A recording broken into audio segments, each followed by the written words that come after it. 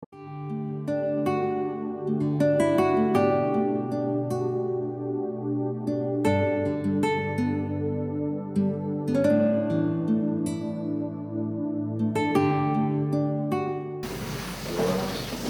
bonjour à chacun, bonjour à chacune. Merci déjà au Seigneur pour tout ce qui a été fait, tout ce qui a été dit en son nom. Nous le remercions. Je voudrais aussi remercier Emmanuel, je remercie l'Église aussi, pour vos prières. J'en ai besoin. J'en ai vraiment besoin. On continue aujourd'hui donc la série d'études bibliques sur l'Église. J'ai commencé il y a déjà 2-3 semaines en arrière. On a vu ce que l'Église, comment elle est, sa fonction et sa mission sur cette terre. Ce matin, je vous parlerai du second thème, les symboles de l'Église dans la Bible. Nous ne verrons pas tous les symboles, nous verrons 4. Et je vous avoue que pour préparer ce message, j'ai eu beaucoup d'opposition, de difficultés. Mais Dieu soit béni, nous avons pu le terminer. Et j'espère qu'il vous sera bénéfique. Je le fais sous forme d'études bibliques, d'enseignement.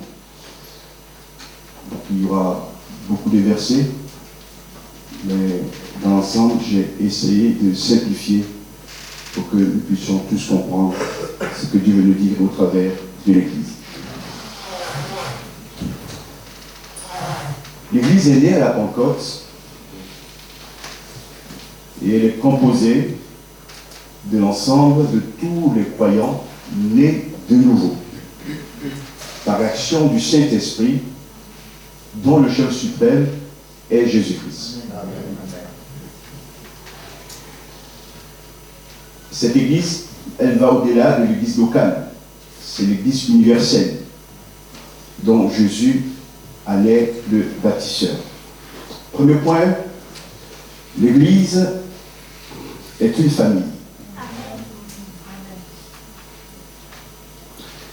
Les membres de l'Église sont appelés frères et sœurs parce qu'ils ont le même Père, le même esprit qui habite en eux. Ils ont le même Sauveur, le même Seigneur, Jésus-Christ. Plusieurs passages du Nouveau Testament, dans les Épîtres, en parlent. Dans Hébreux chapitre 2, verset 11, il est écrit cette parole: Jésus n'a pas honte de nous appeler ses frères. Hébreux chapitre 2, verset 11. Normalement, nous ne devons pas être les frères de Jésus, vu ce que nous sommes, pour ne pas dire ce que nous étions. Jésus n'a jamais péché. Jésus est saint. Jésus est Dieu. Et lorsque ces paroles sont écrites, cela montre l'amour de Dieu pour nous. Jésus n'a pas honte de nous appeler ses frères, parce qu'il est venu sacrifier sa vie à la croix pour nous sauver. Et nous voulons lui rendre toute la gloire. Amen. Mon frère, tu as un grand frère qui s'appelle Jésus. Amen. Ma soeur, tu as un grand frère qui s'appelle Jésus. Et lui peut tout faire pour toi. Et quand il est avec toi, tu marches dans la lumière. Que son nom soit béni. Nous sommes donc les frères de Jésus. Nous sommes et faisons partie de la famille de Dieu. Amen. Tu fais partie de la famille de Dieu. Amen. Je fais partie de la famille de Dieu. Dieu est au-dessus de tous les rois de la terre, au-dessus de tous les présidents de la terre, et Dieu nous accueille dans sa maison. Alléluia. Merci Jésus. Éphésiens chapitre 4, verset 6. Nous avons Dieu pour Père. Jésus va l'appeler Abba Père. Le Père tendre. Le Père miséricordieux. Compatissant. Un Père qui prend soin de chacun de nous et qui n'oublie personne. Des fois, je me dis, mais comment il fait pour entendre toutes les prières qui montent vers lui? Mais parce qu'il est Dieu, il peut tout entendre. Il n'y a pas de parasites. Il n'y a pas de ligne occupée. La ligne est toujours ouverte. Seigneur, merci pour cette grâce. Alléluia. Il nous aime tous pareillement. Dans le nom de Jésus. À ce titre, nous sommes aussi héritiers de Dieu et co-héritiers de Christ. Alléluia. Merci Seigneur pour cela.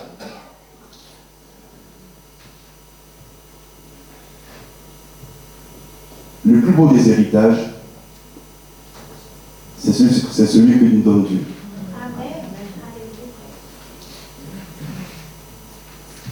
Les héritages de la terre,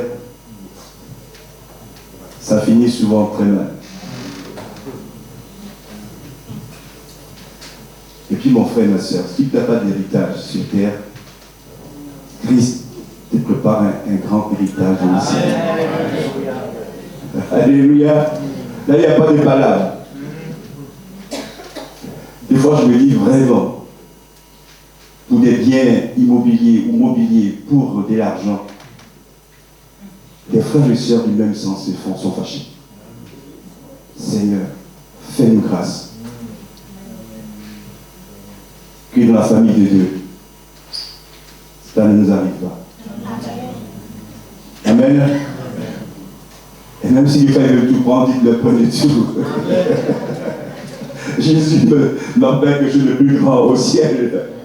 Gloire à Dieu. Que Dieu nous aide. Dieu est notre héritier. Nous sommes héritiers avec Dieu et co-héritiers avec Christ. Et dans le verset, Romains chapitre 8, verset 17, il est mentionné une suite. Ça c'était affiché au tableau, à l'écran. Si toutefois, nous souffrons avec lui. Il y a une condition. C'est un héritage aussi, où pour y arriver, pour l'atteindre, il y a des sacrifices. Il y a aussi la souffrance. Est-ce que j'aimerais dire à quelques-uns ce matin qu'aucune souffrance ne te laisse passer à côté de l'héritage de Dieu. Aucune épreuve. Tiens bon mon frère, tiens bon ma soeur. Et avance. Et les yeux fixés sur Jésus. Et il ajoute, afin de prendre part aussi à sa gloire. La gloire de Dieu, c'est la grande fête. Que Dieu nous prépare un jour. Et nous voulons tenir bon. Il y a eu plusieurs dons spirituels.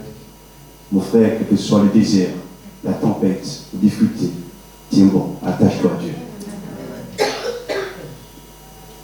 Dieu ne te laissera jamais tomber. Il te conduira malgré les vents contraires et t'amènera jusqu'à bon port. Dans le nom puissant de Jésus. Nous sommes aussi exhortés à nous aimer les uns les autres. Il y a ce que Dieu a fait, ce que Dieu fait, mais il y a ce que nous devons faire nous aussi. Si nous sommes une famille, un facteur important, c'est l'amour. Et la Bible nous dit que Dieu a répandu son amour dans nos cœurs par le Saint-Esprit. C'est l'amour agapé. Ce n'est pas l'amour humain, quoique il ne faut pas le mépriser. Dieu met en nous son amour agapé qui nous permet de supporter, d'aimer même les personnes désagréables. Amen. Il n'y a que l'Esprit qui peut faire ça. Nous, on ne peut pas. Mais quand Dieu habite en nous, agit à nous par son Esprit, il est capable de nous transformer et de nous aider à faire ces choses-là. Gloire à Dieu. Je vous donne un exemple dans la Bible. Jacques et Jean. Comment sont-ils appelés? Fils du tonnerre. Pour dire qu'ils avaient un caractère de feu. Partout où ils passaient, c'était le feu. D'ailleurs, ils ont réclamé le feu pour détruire un village samaritain. Mais après, que nous dit la Bible au sujet de Jean? Il a été transformé par l'Esprit. Il est devenu l'apôtre de l'amour. Il n'y a que Dieu qui peut faire ça. Ah, Seigneur, merci ce matin encore de nous parler, de nous aider. On ne regarde pas ces impossibilités comme étant un atavisme, quelque chose d'impossible à changer. Dieu peut changer nos caractères. Il peut changer nos vies. Pour sa gloire. Que Dieu soit béni. Nous sommes aussi exhortés, frères et sœurs, à prier les uns pour les autres. Prier les uns pour les autres. Dans la famille, il y a des besoins. Mais aussi, il y a des combats. Il y a des luttes. Et un des moyens que Dieu nous a donné pour nous soutenir, c'est la prière. Et ça, on peut tous prier. La prière peut se faire à haute voix, peut se faire dans le cœur, peut se faire dans un lieu public, dans la maison de Dieu, elle peut se faire aussi chez nous. D'accord? Donc c'est un moyen de nous soutenir les uns les autres. Dans Romains chapitre 12, verset 15,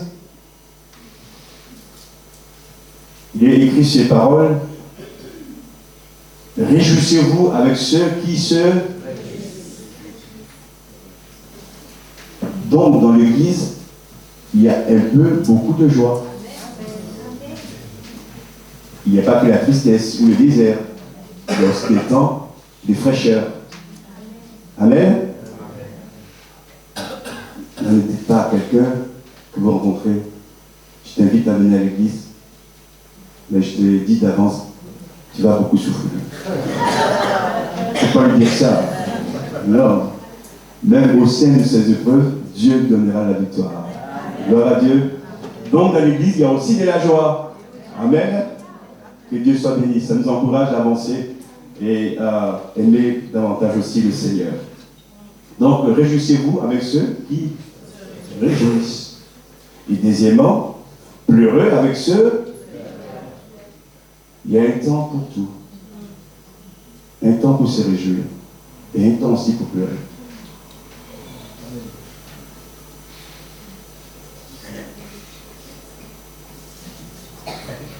Je ne vois pas quelqu'un qui va dans les obsèques et qui s'est mis à se réjouir. Ça ne va pas. Ce n'est pas le lieu. Parce qu'il y a une souffrance, une séparation, un décès. Ces personnes ont besoin plutôt de consolation. Amen. Mais par force, il y a le contraire.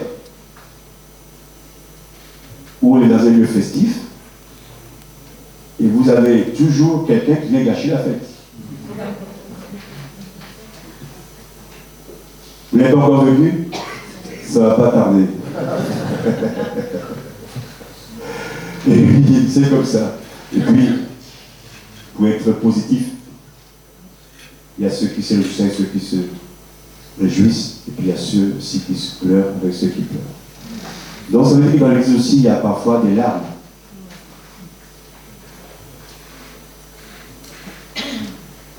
Mais pleurons avec ceux qui pleurent. Et portons-le dans les prières et que Dieu leur fasse grâce. Dans le nom de Jésus. Amen. L'église a besoin de nous. Ah. L'église a besoin de nous. C'est pourquoi un chrétien qui vit de manière isolée ne fait pas la volonté de Dieu. Il faut être dans la famille. dans l'Église. L'Église universelle, mais aussi l'Église locale. Mais je voudrais aussi dire ceci. Nous avons besoin de l'Église.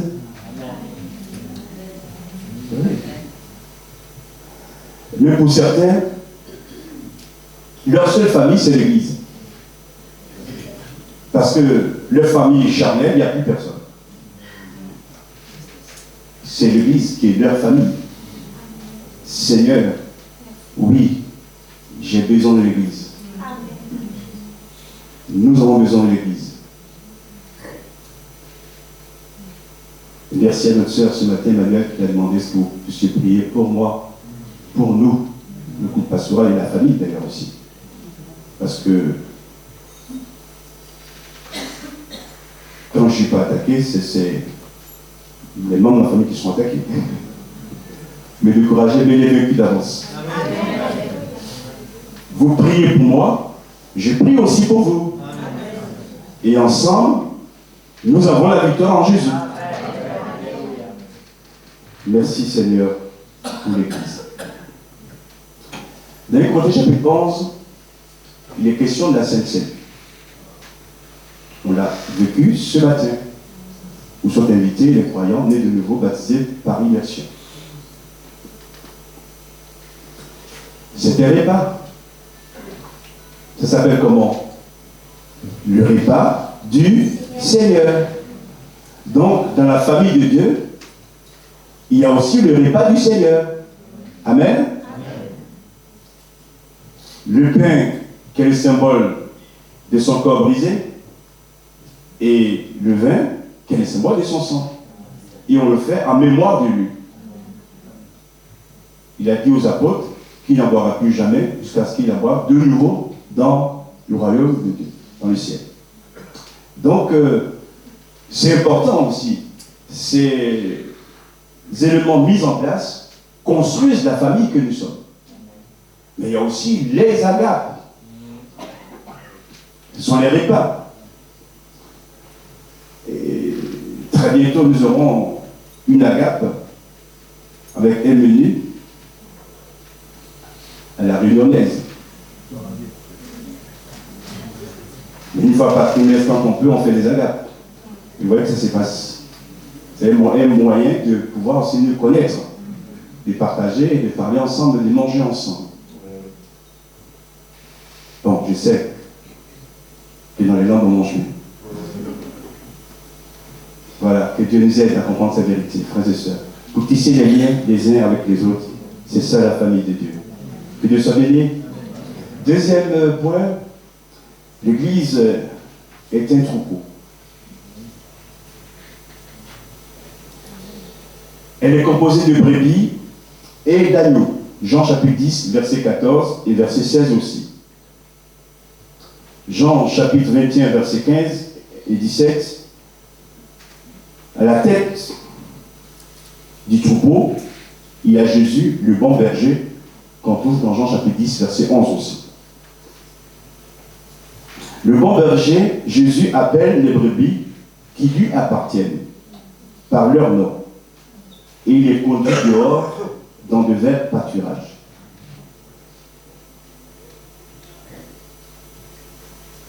J'ai pensé au psaume 23. L'Éternel est mon berger, je ne manquerai de rien. Il me conduit dans des verts pâturages. Le berger qui est Jésus nous conduit dans les verts pâturages. Pour qu'on ait à manger, qu'on soit bien nourri. Alléluia. Le corps, mais aussi notre âme, soit nourri dans le nom de Jésus. Et c'est lui le bon berger. Avant de parler des autres bergers, le premier, c'est Jésus lui-même.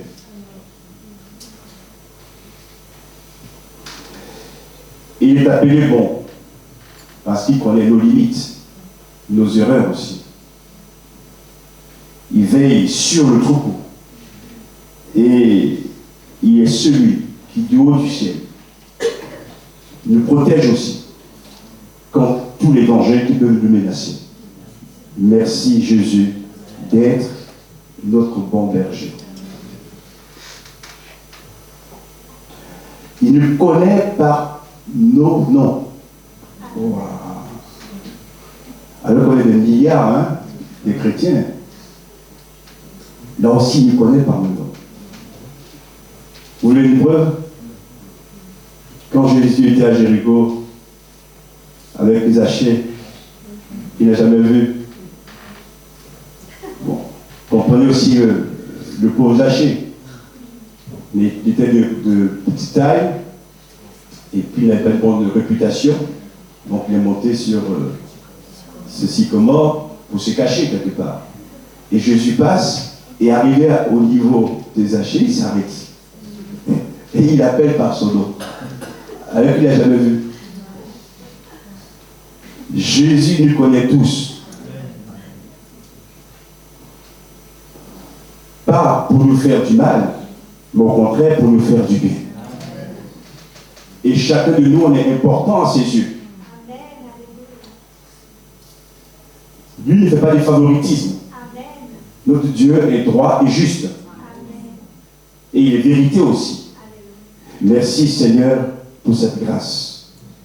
Et le berger qu'il est marche devant le troupeau pour donner la direction.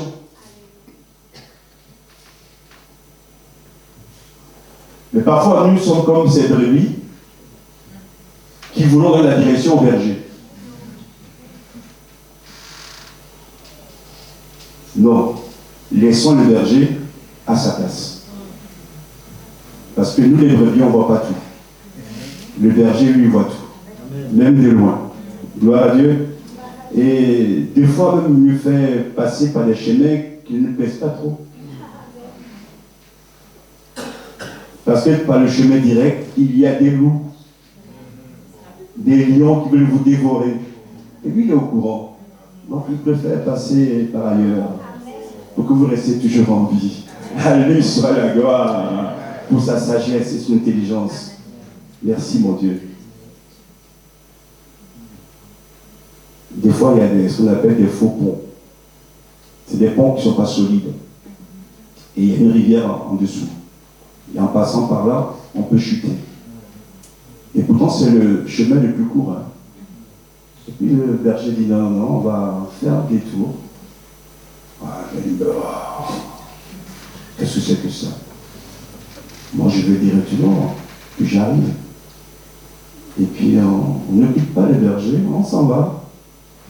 Et on tombe dans l'eau.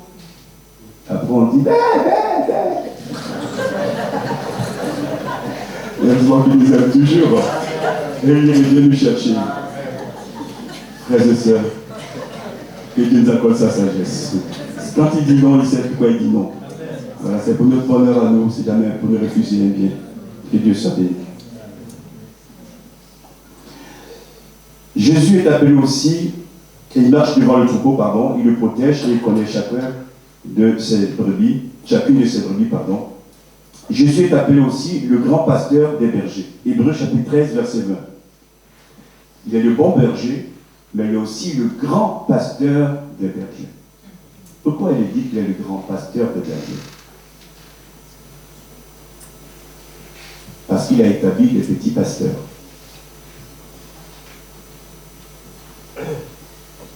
Nous sommes des petits pasteurs. Le premier grand pasteur, c'est Jésus. Amen. C'est lui qui a donné sa vie à la croix pour nous sauver. C'est en son nom que nous sommes sauvés. Merci Seigneur. Amen. Et c'est le plus grand. L'excellent pasteur, c'est Jésus. Et c'est la raison pour laquelle, si tu as une bonne communion avec Jésus, tu ne diras jamais je suis seul. Amen. Amen. Parce que c'est lui qui nous montre les choses à faire, comment les faire et comment se diriger.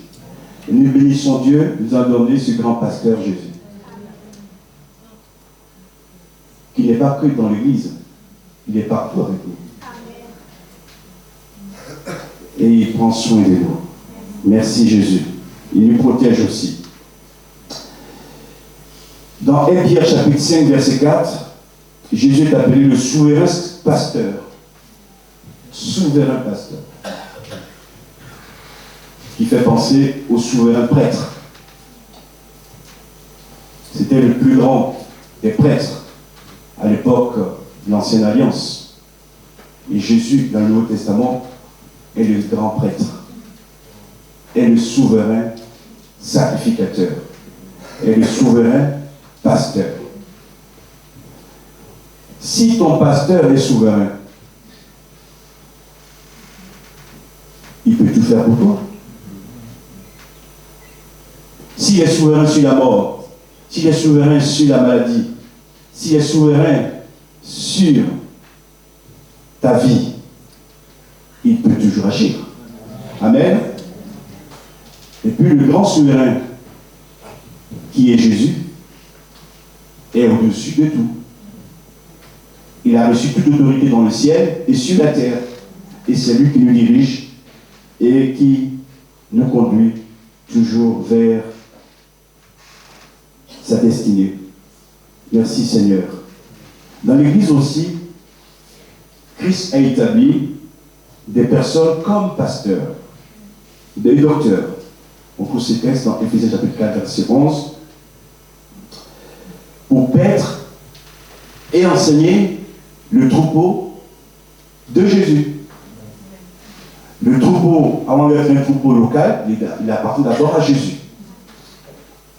Je l'ai dit à la première étude biblique, dans Matthieu chapitre 16, verset 18. C'est Jésus qui bâtit son Église. C'est pas mon Église. Même si on le dit souvent. Mais c'est d'abord l'Église de Jésus. Et si c'est l'Église de Jésus, quand je suis, je dois me comporter pour l'honorer. De telle manière qu'il soit honoré. Amen. Mais il a délégué l'autorité à des pasteurs humains avec leurs qualités, leurs défauts. Pourquoi? Parce qu'il connaît l'homme. Il sait que l'Église a besoin d'être dirigée. J'en reparlerai à une autre étude biblique. Mais ces hommes ne sont pas établis eux-mêmes. C'est Jésus qui les a établis. Amen. Et personne ne peut s'attribuer cette dignité s'il n'est pas appelé par Dieu. Parce qu'au bout de quelques jours, vous allez rendre le tablier. Pour persévérer, il faut vraiment avoir la vocation, être appelé. Mais Dieu le fait, et que son nom soit béni. Donc il ne faut pas opposer, comme je l'ai dit la dernière fois, l'Église à Jésus. Puisque l'Église appartient à Jésus. Si tu fais du bien à l'Église, tu fais du bien à Jésus, tu fais du bien à Jésus, tu fais du bien à l'Église. Et comme Jésus qui a établi aussi des bergers, quand tu obéis aux bergers, c'est comme si tu aussi obéissais à Jésus. D'accord? Si tu fais du bien aux bergers, c'est comme tu fais du bien aussi à Jésus. Voilà, il faut que nous comprenions ces réalités spirituelles. Sinon, on va traîner longtemps encore que ce matin de nous aider à comprendre ces vérités. Et ces bergers ne sont pas là pour nous fatiguer, nous user. Ils sont au contraire pour nous aider à avancer, pour nous enseigner, pour nous fortifier. Aussi parfois pour nous corriger, ça ne plaît pas toujours. Hein? Je l'ai souvent dit dans mes prédications, les grands moments où j'ai fait des réels progrès spirituels, c'est quand Dieu m'a corrigé. Donc la correction n'est pas toujours mauvaise en soi, parce que Dieu va rectifier quelque chose qui n'est pas bon en moi, pour que je puisse me reconnecter à lui. Gloire à Dieu. Merci Seigneur. D'ailleurs, les enfants qu'on n'a pas voulu discipliner, c'était la génération, il ne faut pas toucher l'enfant. Des scientifiques, des savants, ils savent tout ce que Dieu lui aime. Et puis, les petits chats, ils ne deviennent pas la suite des tirs.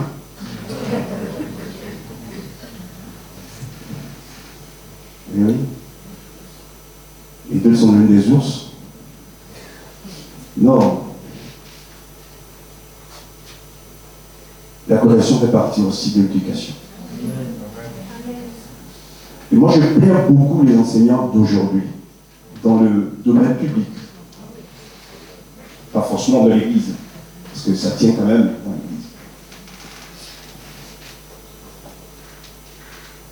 Quand un enfant ne travaille pas bien et que la maîtresse ou le maître lui fait une réprimande ou une correction, ou quand l'enfant n'a pas bien travaillé et qu'il n'a pas de bonnes notes, que les parents viennent, pourquoi vous avez noté mal notre enfant, mais ce n'est pas la faute de la maîtresse. Il fallait qu'il travaille.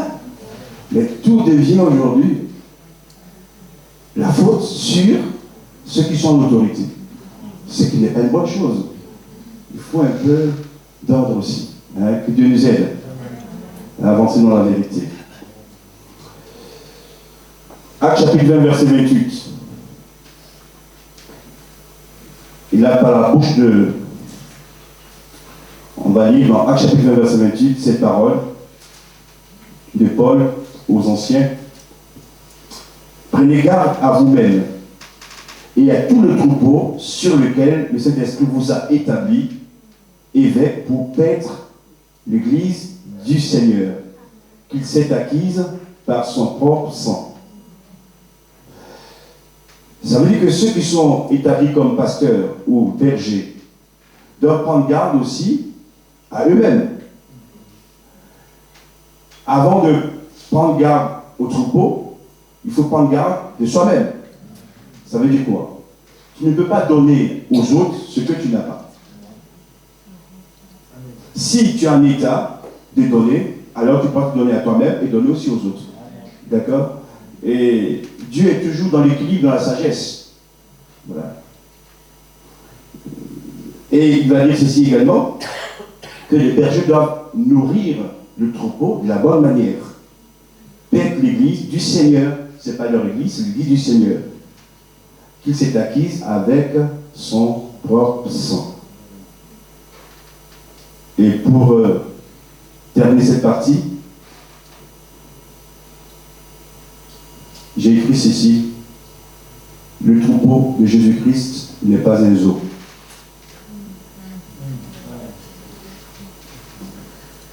Vous voulez que je répète? C'est pas un zoo, c'est un troupeau. Même s'il y a amour, il y a de l'ordre. Les choses sont bien faites. Dans le zoo, on fait n'importe quoi. Dans le zoo, d'ailleurs, il y a des spectateurs qui viennent regarder, pas toujours en bien. Nous sommes, nous, le troupeau de Dieu. Que son nom soit béni.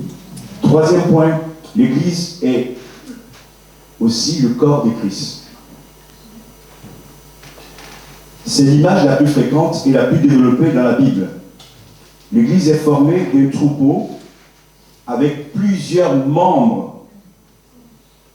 Il n'y a pas qu'un seul membre, plusieurs membres, unis les uns aux autres, et Jésus en est le chef. Colossiens chapitre 1, verset 18. Il faut aussi accepter le fait qu'on ait plusieurs membres. Il n'y a pas qu'un membre. On le verra tout à l'heure dans 1 Corinthiens chapitre 12. Le Seigneur Jésus, après sa mort et sa résurrection, est remonté vers le Père, où il est assis à sa droite. Sa présence sur terre est manifestée aujourd'hui par l'Église qui est son corps. Donc, quand le monde voit l'Église, il voit le corps de Jésus et il voit Jésus. Amen. Je vais le dire en mettant en guillemets. Nous sommes, nous les chrétiens, les représentants de Christ sur terre. Waouh! C'est ce qu'on nous appelle aussi des ambassadeurs de Christ. Partout où nous allons, que la bonne nouvelle de Christ soit répandue pour le salut des âmes.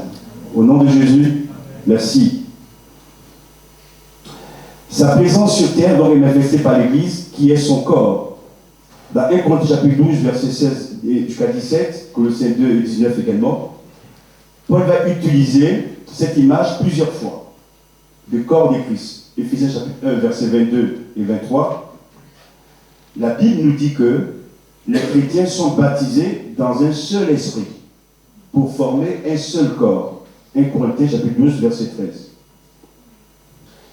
L'esprit qui est en moi, c'est le même esprit qui est en vous. Il n'y a pas deux esprits. L'esprit qui est en vous, c'est le même esprit qui est en moi. Et après, c'est en fonction de l'appel, de l'obéissance, que l'esprit grandit en nous. Si tu résistes au Saint-Esprit, à force, tu risques un jour de l'éteindre en toi. Mais si tu obéis au Saint-Esprit, il va grandir en toi. Et tu seras plus sensible à la voix de Dieu et il te donnera les conseils précieux pour ta vie. Amen. Mais on a tous le même esprit. Amen.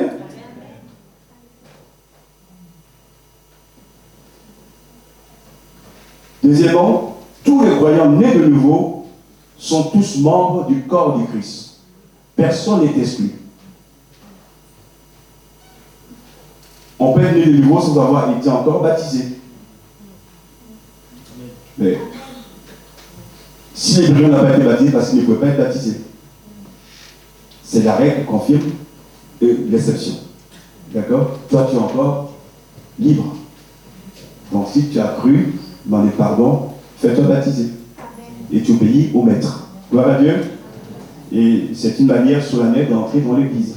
Parce que tu confesses devant Dieu, les anges, que tu as choisi Jésus. Tu meurs en ton ancienne vie pour renaître à une vie nouvelle. Que Dieu soit loué. Tous les croyants nés de nouveau sont tous membres du corps du Christ. On va lire un texte, 1 Corinthiens chapitre 12, verset 12 à 18. 4 versets, ce ne sera pas très long. 1 Corinthiens chapitre 12, verset 12. Le corps forme un tout, mais a pourtant plusieurs organes. Et tous les organes du corps, malgré leur grand nombre, ne forment qu'un seul corps. Il y a plusieurs membres, il n'y a qu'un seul corps.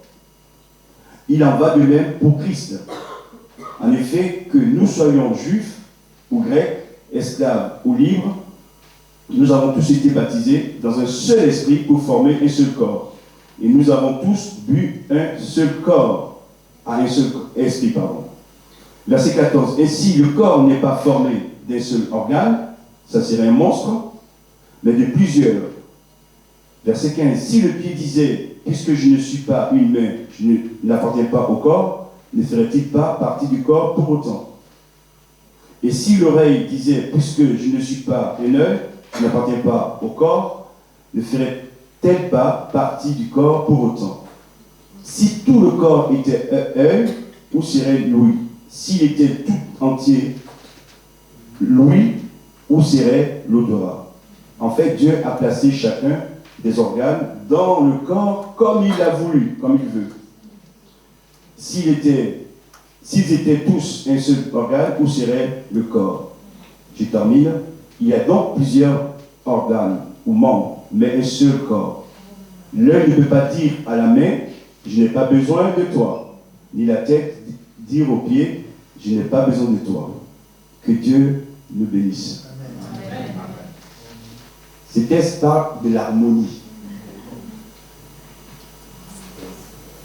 du fonctionnement et de la paix. Et c'est nous invite aussi à accepter le membre que nous sommes. Pour ne pas qu'il y ait de la compétition, de la concurrence inutile.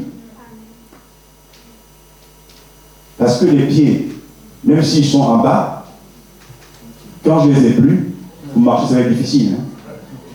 Donc, ils ont leur importance. D'accord? Et chacun contribue, ou chaque organe contribue au bon fonctionnement du corps. Amen. Et cet exemple est vraiment significatif et parlant pour nous aider à comprendre que nous sommes unis les uns aux autres et que nous devons nous soutenir les uns les autres pour la gloire de Jésus. Pour terminer cette partie de pensée, le corps est une unité indivisible. Ayons une bonne notion, compréhension de l'Église. Nous sommes un corps indivisible.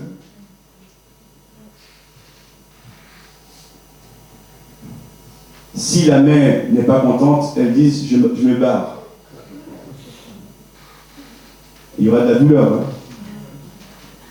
Mais oui. Si les yeux disent bon, maintenant, je les ai assez supportés, je ne veux plus voir. C'est difficile aussi. Donc tous les éléments sont importants. Et ça, il faut que nous le prenions en considération. Et personne n'aime qu'une part de son corps soit coupée. Ça fait toujours souffrir. Voilà. Donc, travaillons de telle manière que le corps reste ensemble. Amen. Deuxième vérité. Donc, pardon, je reviens à ce que je viens de dire. Donc, le corps est organisé, il n'y a pas d'anarchie dans le corps. Voilà.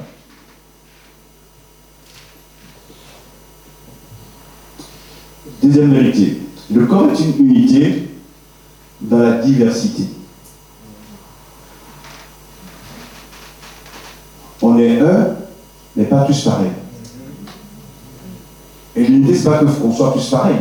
D'ailleurs, ce matin, il y a eu des temps de prière, louange, chant, don spirituel, sincère, et maintenant prédication. Voilà. Donc, chaque organe communique à l'Église ce qu'il a reçu. D'accord? Différent, mais ça a son importance. Gloire à Dieu. Merci Seigneur. Et quand on sait ces choses, alors on comprend maintenant que la diversité n'est pas mauvaise en soi. C'est même une richesse. La preuve, s'il n'y avait que les hommes sur terre, la terre aurait déjà péri, besoin qu'il y ait les femmes. Pour nous sauver un peu. On se comprend les hommes. Une complémentarité, ça nous aide à avoir la vie et notre vie. Enfin, j'ai terminé. Quatrième point, l'Église est un édifice spirituel. Ce n'est pas un bâtiment dans le sens que nous avons, nous, ici. C'est plutôt un édifice spirituel. 1 Corinthiens chapitre 3, verset 9. L'Église est appelée l'édifice de Dieu. C'est la maison de Dieu. C'est la maison de Dieu. Et les bâtiments, quels qu'ils soient, est composé de frères et sœurs qui sont nés de nouveau, qui ont l'Esprit de Dieu en eux. Donc Dieu est là. Jésus a dit là où deux ou trois sont ensemble en mon nom, je suis au milieu d'eux. Donc Jésus est au milieu de nous. Éphésiens chapitre 2, versets 20 et 22. Vous avez été édifiés sur le fondement des apôtres et des prophètes.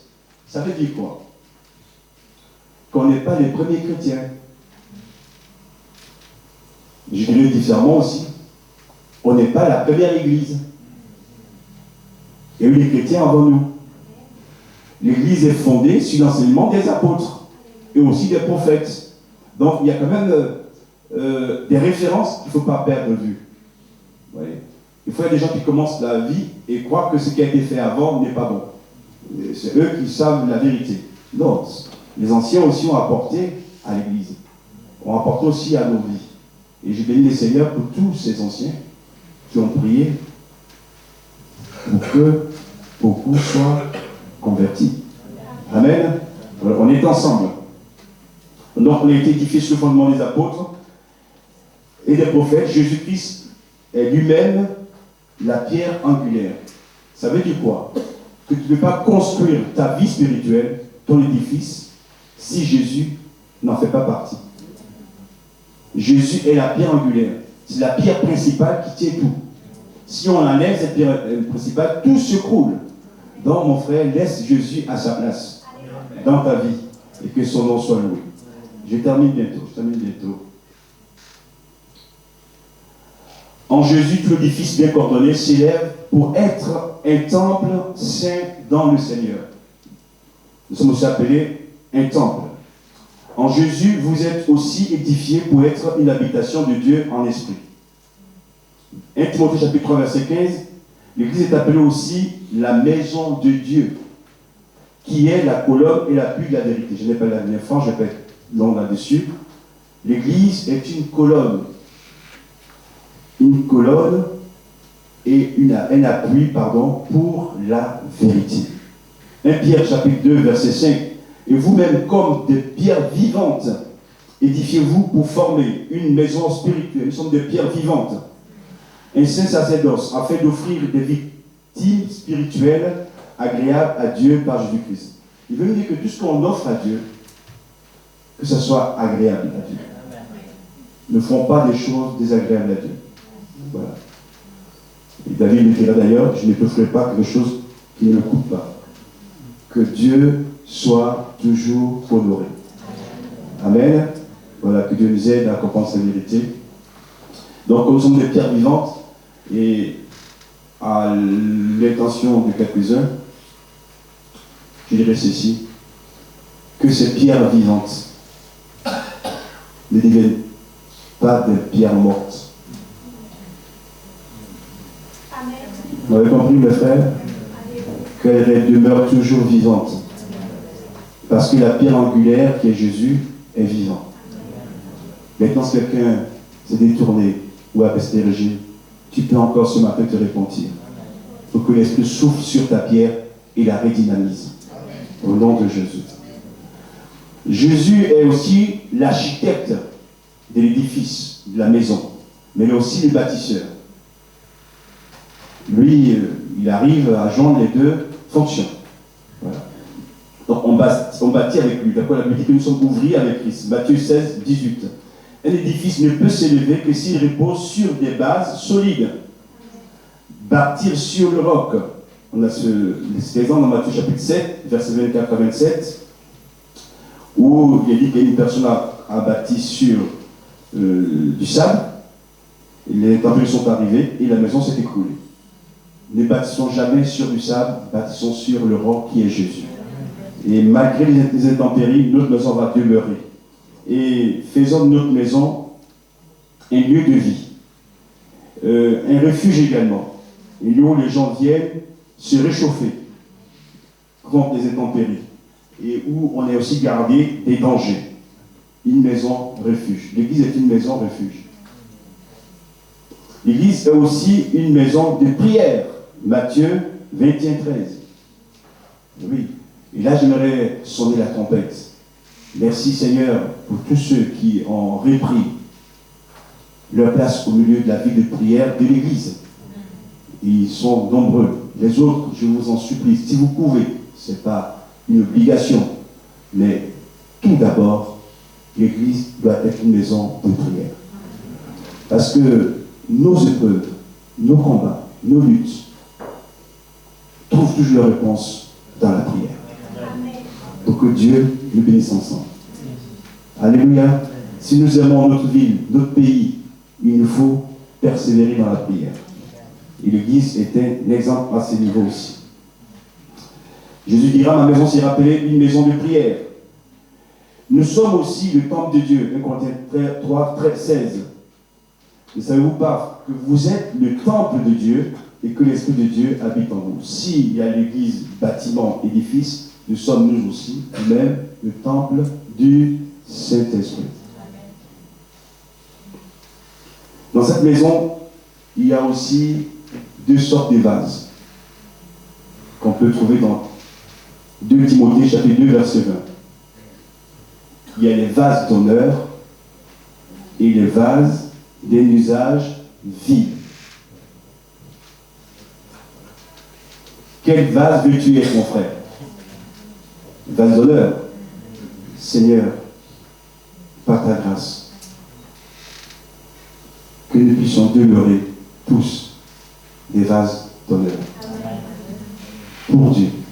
Amen.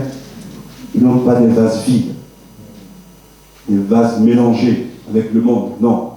On veut tout donner à Dieu. Tout pour Dieu. Et pour sa gloire. Vase d'honneur à la gloire de Jésus. Je termine, conclusion. Comme famille, aimons-nous les uns les autres. Et c'est Jésus qui dit ces paroles dans Jean chapitre 13, verset 35. Ainsi tous connaîtront que vous êtes mes disciples, si vous avez de l'amour les uns pour les autres. Comme troupeau ou brebis, Soyons des brebis obéissantes et dociles dans la main du Seigneur. Comme membres du corps du Christ, soutenons-nous les uns les autres au lieu de nous bagarrer. Que chacun soit à sa place. Et enfin, comme édifice, maison de Dieu, que cette chaleur qu'on a trouvée, que Jésus nous a donnée, nous la gardions. Que l'édifice soit toujours dans cette bonne chaleur de Dieu, j'ajoute. Que quand nous venions, nous soyons réchauffés. Mais que cette chaleur de Dieu puisse aussi réchauffer ceux du Dieu qui entrent et qu'ils puissent rencontrer Jésus leur sauveur. Frères et sœurs, que ces paroles, cet enseignement nous aident à grandir dans la connaissance et nous remercions le Seigneur d'être le grand berger, le suprême berger, le souverain berger qui prend soin de nous et qui nous conduira jusqu'à son retour. À lui soit la gloire. Merci mon Dieu. Amen.